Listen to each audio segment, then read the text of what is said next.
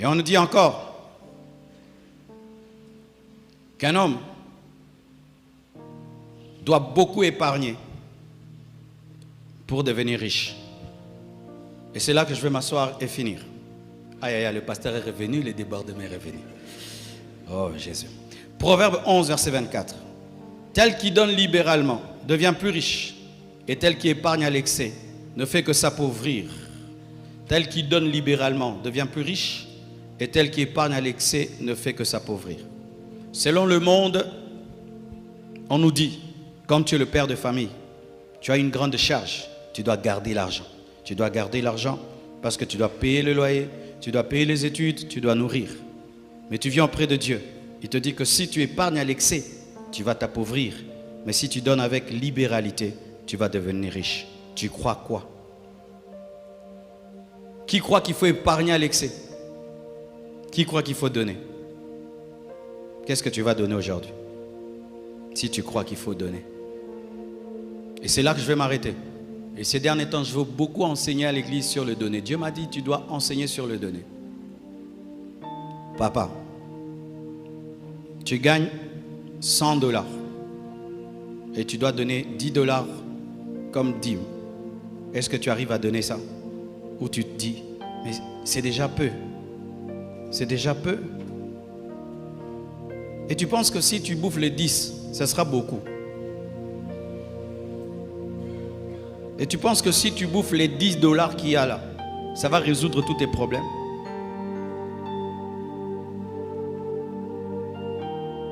Est-ce que tu as la pensée de la libéralité? Qu'est-ce que tu as déjà donné à Dieu ou à quelqu'un de grand dans toute ta vie? Est-ce que tu as le souvenir d'avoir déjà donné à quelqu'un ou à Dieu, à l'œuvre de Dieu, une somme très grande ou un bien précieux de toute ta vie? À ton père, à ta mère, à un frère, à un homme de Dieu dans une église? As-tu déjà mené une offrande dans un culte où tu sens que vraiment aujourd'hui, j'ai vraiment donné? Beaucoup d'hommes, vous avez des problèmes financiers. Mais ces problèmes financiers ont fait de vous des chiches, des radins spirituels. Et remarquez, vous demeurez dans la pauvreté et vous y demeurez et encore et encore. Nous sommes en train de construire. As-tu déjà donné un grand sacrifice pour la construction? Nous sommes en train de déménager. As-tu fait une réelle contribution au déménagement? Nous allons recevoir bientôt 20 orateurs au 30 matin, 4 orateurs à équilibre. Est-ce que ça préoccupe même tes pensées de faire quelque chose? Nous avons culte ce soir. Qu'est-ce que tu vas donner? Ton plus petit billet ou ton plus grand billet? Qu'est-ce que tu vas donner ce soir? Ton plus petit billet ou ton plus grand billet? Je viens du Burundi. J'ai causé avec un homme de Dieu, l'homme de Dieu qui m'avait reçu précédemment. Il m'a dit, tu sais, Dieu a béni l'église. Maintenant, nous sommes à 600 membres. Là-bas, 600 membres, c'est beaucoup. Et Dieu m'a mis au large. Et tu sais, tu m'avais donné qu'un seul secret. Que tu ne donnes jamais à Dieu en deçà d'une certaine somme. Et moi aussi, j'ai dit, Dieu, moi aussi, je te promets, quand je donne l'offrande, je ne donnerai jamais moins que cette somme-là. Même si je traverse des moments difficiles, je donne toujours cette somme-là ou plus. Et aujourd'hui, Dieu m'a béni. Tu vas dans des restaurants chics, mais ici, quand tu donnes, est-ce que ça équivaut les restaurants chics? As-tu déjà donné à Dieu 100 000 $? Il y a déjà des gens dans cette église qui ont déjà donné à Dieu 100 000 $. Dans cette église. As-tu déjà donné à Dieu 70 000 $? Il y a quelqu'un qui a déjà donné dans cette église 70 000 $. As-tu déjà donné à Dieu 50 000 $? Il y a quelqu'un dans cette église qui a déjà donné 50 000 $. Un Congolais, pas un blanc. Oh, l'argent vient de l'Europe. Non, ici, 50 000 $. As-tu déjà donné à Dieu 30 000 $? Il y a des gens dans cette église qui ont déjà donné à Dieu 30 000 $. 10 000 $, il y en a. 5 000, il y en a. 2 000, il y en a. 1 000, il y en a. Parce que souvent, pourquoi je te parle des gens qui ont déjà? Parce que souvent, quand des tels montants commencent à monter dans ton cœur, tu te dis, est-ce que quelqu'un peut déjà donner? Je te dis, il y a déjà des gens qui ont déjà donné ça. Mes frères et sœurs, lorsque Dieu veut t'amener au succès, il te donne des directives. Et quand tu les refuses, tu restes à la case de départ. Et aujourd'hui, Dieu veut vous bénir financièrement. Aujourd'hui, tu mettras dans le panier des offrandes ton plus grand billet. Ton plus grand billet. Parce que comment tu peux dire que tu aimes Dieu, tu fais des cultes, tu rentres, seulement tu chantes, tu danses, ton argent tu sors avec. Comment? Les musulmans ne font pas ça. Les occultistes ne font pas ça. Seulement nous. Des miettes et des miettes dans les paniers. Des miettes et des miettes. Des miettes et des miettes. Et des miettes et des miettes. Tu prends une moto, elle te dépose le reste. C'est ce que tu vas mettre ici. Tu prends un taxi, le reste, c'est ce que tu vas mettre ici. Tu prépares ta veste, ta chaussure, jamais l'offrande. Tu cherches l'offrande en plein culte. Mais tu prépares la veste. La sortie dimanche avec la famille, tu as déjà préparé le montant. La sortie au restaurant après le culte, tu as déjà le montant. Mais le montant que tu vas donner, non. Si seulement quand tu vas mettre la main dans la poche, ce que tu tiendras là, c'est ce que tu donneras. Est-ce que même tu donnes tes dîmes? Tes dîmes, tu as 5 années de vol, 10 ans de vol. Et tu veux que Dieu te bénisse. Frères et sœurs, il fut un temps, j'étais un pasteur pauvre. J'avais un problème de renouvellement de l'intelligence en matière d'offrande. J'avais l'onction, les miracles, les prodiges. L'église grandissait. Mais après le culte, je restais debout devant l'église pour avoir un taxi. Et quand même j'avais un taxi, j'étais incapable même de louer un taxi. J'entrais devant à deux personnes, ne pouvant même pas m'acheter une voiture de $1000. Et je priais, je demandais, jusqu'à ce qu'un jour j'aille dans une église. C'était le temps des offrandes. J'ai vu l'homme de Dieu sortir une offrande. Alors j'ai compris que je jouais. Et un jour, ce qui a tout déclenché, mes frères, on a reçu un groupe musical français. Ils ont prêché, chanté. C'était l'heure de leur bénir. Et l'église n'avait pas suffisamment donné. Et je trouvais qu'on ne pouvait pas leur donner une telle somme d'argent. L'Esprit me dira de donner tout ce que j'avais dans ma caisse, tout ce que j'avais dans ma maison, et de leur donner. Tu t'imagines, tu as des enfants, tu as une femme. Et j'en ai parlé à ma femme, elle a accepté. On a vidé tout ce qu'on avait. On a donné à ces hommes. Et ils ont prié pour nous, ils sont partis. Frère, des fois ta vie peut être bloquée, rien que par un manque de direction. Et une offrande peut ouvrir la direction. Ah oui, Corneille, la Bible dit, tes aumônes et tes prières, sont arrivées jusqu'à Dieu. Et un ange est descendu à cause des prières et des aumônes. Et l'Esprit me montre à ma femme d'ailleurs, qu'on était dans une maison, un salon, rempli de chocolat. Et quelqu'un prenait un seul chocolat, nous donnait. Et j'ai reçu la révélation. Et on a appliqué la révélation. Et aujourd'hui, Dieu nous a mis au large. Vous savez qu'on a fait cette offrande, on a fait une semaine pour manger. C'était difficile. Une sœur habitait avec nous. Elle était étonnée de la pauvreté qu'il y avait dans ma maison pendant cette semaine-là. On avait accepté. Vaut mieux être pauvre pendant une semaine et devenir riche toute ta vie. Encore des miettes que tu donneras encore. Ici, tu donneras des miettes. Dimanche, des miettes. Mercredi, des miettes. Vendredi, des miettes. Et ne dis pas, je suis un étudiant. J'étais un étudiant. Lorsque j'ai reçu mes premiers $100 du ministère, mes premiers $100, j'ai pris le 3/4. Je l'ai donné dans une convention. Quand j'ai commencé l'église, pendant une année, tout ce que j'avais, je donnais à Dieu. Tout ce que j'avais, je donnais à Dieu. Je ne prenais que 50 francs ou zaïre, je ne sais plus. Et je rentrais à la maison. Je venais à pied et je rentrais en taxi, taxibus. Ne dis jamais, je suis un étudiant. Dieu ne te demande pas de donner comme le millionnaire. Dieu ne te demande pas de donner comme un riche. Il te demande de donner dans ta pauvreté. D'ailleurs même, l'une des offrandes les plus acceptées, valorisées dans la Bible, c'est l'offrande d'une veuve. Lorsque Élie devait être nourri, il a été envoyé chez une veuve qui devait tout donner chez la veuve. Pas seulement chez la Sunamite Élisée, mais on parle aussi de la veuve de Sarepta. Lorsqu'Israël a quitté l'Égypte et ils sont entrés dans le désert, malgré le désert, Dieu a demandé une offrande dans le désert. Quel manque de pitié! Non, c'est ça la révélation pour entrer dans la richesse. Mais si tout le temps tu présentes ta pauvreté, tu seras toujours pauvre.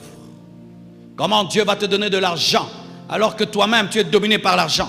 Comment Dieu peut te donner de l'argent alors que tu es cupide? Comment Dieu peut te donner l'argent et tu ne peux pas te débarrasser de l'argent? Parce que lorsque nous donnons à Dieu, c'est alors que nous prouvons que nous avons dominé la cupidité. Lorsque tu peux prendre une voiture, tu donnes, Dieu voit que la voiture ne te dit rien. Lorsque tu peux te donner une maison, Dieu voit que la maison ne te dit rien. Lorsque tu peux prendre une somme d'argent, Dieu voit que l'argent ne te dit rien. Ne dis jamais que toi tu n'aimes pas l'argent si tu ne donnes pas l'argent. Ne dis jamais ça. Des gens qui aiment critiquer. Oh, les hommes de Dieu, toi-même tu ne donnes pas, tu es un cupide. Prouve-moi ton manque de cupidité en donnant à Dieu des choses qui te font mal. Tu as demandé le travail à Dieu, il t'a donné. Qu'est-ce que toi tu lui donnes? Tu as demandé des bénédictions à Dieu, il te les a données. Qu'est-ce que tu donnes? Toute ta vie, ce n'est que de l'ingratitude. Toute ta vie, ce n'est que du vol. Et c'est que je prêche. Je ne le prêche pas pour la fin de la convention. Oh, il dit ça et puis on va donner, c'est fini. Non, fais-en un principe de ta vie. Un principe de ta vie. Pendant que je suis venu dans ce culte, je suis venu avec cette offrande-là. Et je le fais. Je le fais au premier culte, au deuxième, au troisième. Frères, sœurs, sinon, vous aurez des bénédictions dans les autres domaines. Mais pour ce qui est des finances, l'argent ne va pas vous respecter. L'argent ne va pas t'honorer. Dieu ne va pas te donner ça parce que tu adores ça. Tu adores ça. Dieu te demande 10 $. Tu n'arrives pas à donner. Et tu es même en colère pour 10 $. Maintenant, Dieu va te donner des millions. Il te dit, donne-moi le 10 $ que tu as là. Tu es fâché. Et puis tu veux que Dieu te donne 1000 $. Comment il peut te donner 1000 $? Comment il peut te donner 1000 $? Dieu te testera. Il te dit, donne-moi 10 $. Tu donnes. Ok.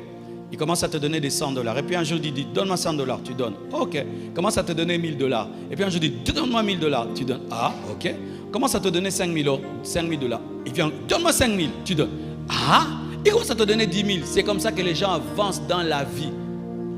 Sinon, vous allez chanter, adorer. L'argent, ça va être un mystère dans vos vies. Vous allez commencer à taxer les autres. Il est occultiste, il est magicien. Il n'est pas occultiste, il n'est pas magicien. Là où toi, tu ne donnes pas à Dieu, lui donne à Dieu. Lui donne à Dieu. Et je t'assure, l'argent, ce n'est pas que des billets. Je termine avec ce témoignage. Vous savez, quand on devait acheter la parcelle ici, on achetait $1 million. Une église de jeunes étudiants à $1 million. Comment une église de jeunes étudiants peut acheter une parcelle d'$1 million? Comment? Sans même un crédit bancaire. $1 million. Vous savez ce que j'avais fait? J'avais écrit le montant à droite, 1 million. Et ce qu'il y avait dans la caisse. Quand on avait 200, j'écris 200. Quand on a 300, j'écris 300. Quand on écrit 400, 400. Et vous savez, à force de mettre le montant qu'on avait à côté du montant qu'on devait avoir, $1 million n'était plus rien pour moi. Des fois, je confondais que c'était 100 000. Et à force, ce n'était plus pour moi un grand montant. Et quand j'ai cru qu'on pouvait avoir, on a eu.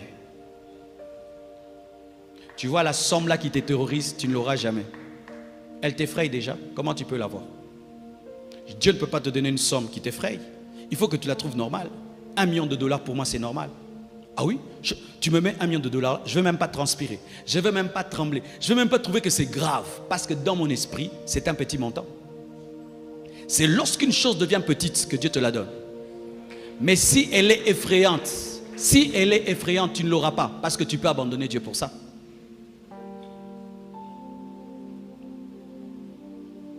Arrêtez de donner à Dieu des choses que vous ne pouvez pas donner au pasteur. Frère, l'offrande que tu as préparée là, tu peux me donner ça? L'offrande que tu as préparée. Si je dis, ne donne pas, donne-moi ça.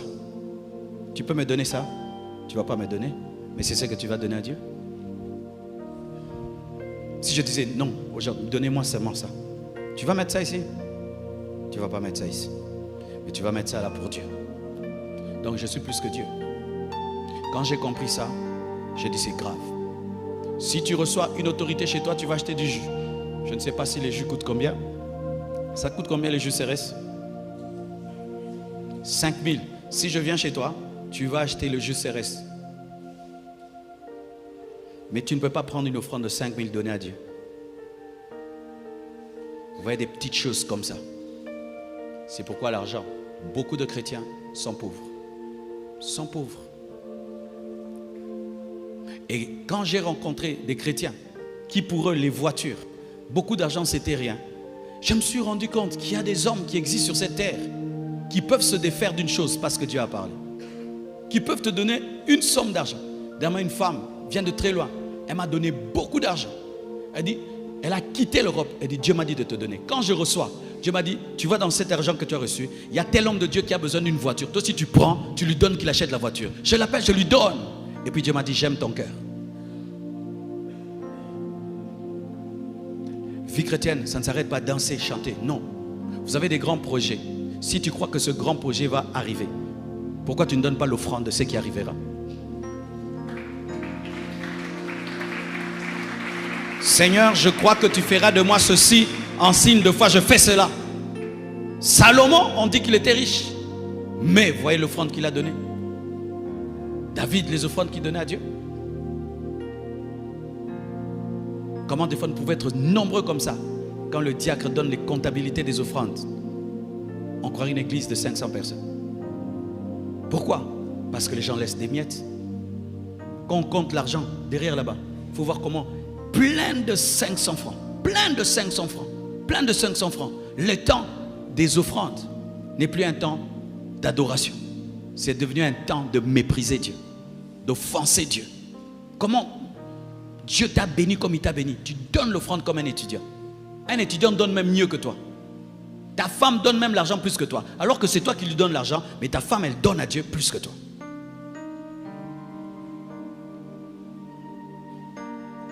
Il m'a dit de vous parler ainsi. Parce que si vous ne brisez pas votre manière de réfléchir sur l'argent, alors vous n'entrerez pas dans le projet de bénédiction de richesse. On va nous apporter les paniers d'offrande. Aujourd'hui, j'aimerais que tu donnes comme jamais tu n'as donné. Que tu donnes le plus grand billet que tu as. Et si tu n'as que des petits billets, tu donnes beaucoup aujourd'hui. Que ce soit un test et une manière de faire que tu vas continuer toute ta vie. Et tu reviendras me dire, pasteur, depuis ce jour-là, le Seigneur a commencé à me bénir. Et je sais ce que je dis. Alléluia.